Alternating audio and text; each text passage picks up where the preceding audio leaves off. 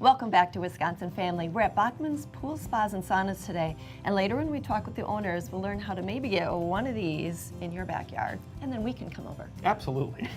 Right now, though, we're meeting with Karen Kraus. She's the executive director. We talked about your name too. Gosh darn it.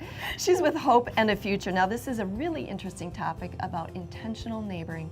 Thanks for coming on the show today, Karen. Thank you for having me. All right, so the name of the organization, Hope and a Future. What's the mission of your organization? The mission is to create a staffed, intentional neighborhood where we look at the needs and the strengths of young and old and help them to help each other. And those are two really growing populations. The two biggest growing populations in the country. And it's kind of a nice compliment, actually, isn't it? It is. That's very cool. Now you had some, you hosted some special visitors this past week over at Hope and a Future. So what, can you tell us about those visitors? Oh, it was so exciting. There are very few of us in the entire country that are trying to create these neighborhoods.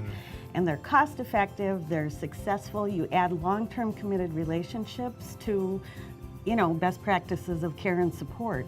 And people do so much better, but there's only a couple of us, out there working on it.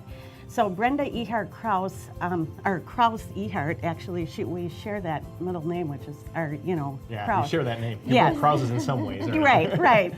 Which we both found funny. Is the founder, and she was the former, she's retired, kind of retired now, but was the executive director of what was called Hope Meadows in Rantoul, Illinois. Her neighborhood was out of concern for her to adopt foster children. And she brought seniors in to kind of be foster grandparents and help with an after-school program. To support families that would consider actually adopting these children. So they gained a stable home, and it was incredibly successful. The kids did well in school. They were very community-minded people. A win-win sort of thing. Exactly. And why did she come visit your place? Well, she came to visit us because she's writing a book and has included information about us. And we have met off and on for probably close to 15 years, but she'd never actually come to my place. So she said, well, I'm writing about you and talking about you, I better actually experience it. And she also brought Deb Fink with her, who is creating an intentional community in Spokane, Washington, that is for people with autism and other developmental disabilities. Wow, very cool. Congratulations, that's going to be neat. You're going to be featured in a book. Well, it is exciting. So I'm sure she learned quite a bit about your organization and what you guys do. Were there any takeaways that you had from her visit? There were so many. For one thing, what we're doing, not only do we need to develop new settings and really new theories of practice, staff need to learn how to look at their job as more of a lifestyle than an 8-hour situation. And so we all share kind of some of the same frustrations, but we all also shared a lot of commonalities in how we're doing this and the experiences we've had. So it feels like we're getting there. We're figuring out how to talk better about what we're doing and why it works. So you guys it was thrilling. Had an opportunity to compare with somebody else who's done something similar and kind of say, okay, I think we're on the right track. Absolutely. It was just a real sense of partnering. That's and awesome. I mean, we ended up deciding we were almost sisters or something. Well, there you go. It was wonderful. Sounds very affirming. So just to recap for folks that are new to this idea, you have established buildings where people live. You've got seniors and, like you said, young at-risk families. Right. You had something on your website I love that regarding that. It says people need to help as much as they need to be helped. Absolutely. And that's where that nice blending works. And I'm wondering what's in the future for Hope and a Future. Well, right. So right now what we're running is an intergenerational adult family home. And staff live on site. We've had, mothers and their children as part of the live-in staff. So they have a stable home. The staff has a stable, the residents get to have stable staff, which is lovely for these populations.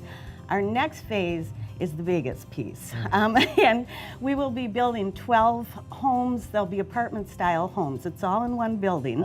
8 of those will be for people, they can be as young as 55 and over, who are interested in intentional community, aging in place, and kind of the safety net of neighbors. And for young families who will be in a program of mentoring and support. And there will be a lot of fun community spaces that will be developed to do intergenerational activities, daycare for both populations, adults who need it and children, and combining activities. So, but the probably the most unique part will be an internal time bank, which will coordinate efforts for neighbors to be able to So cool. help each other. So cool. So.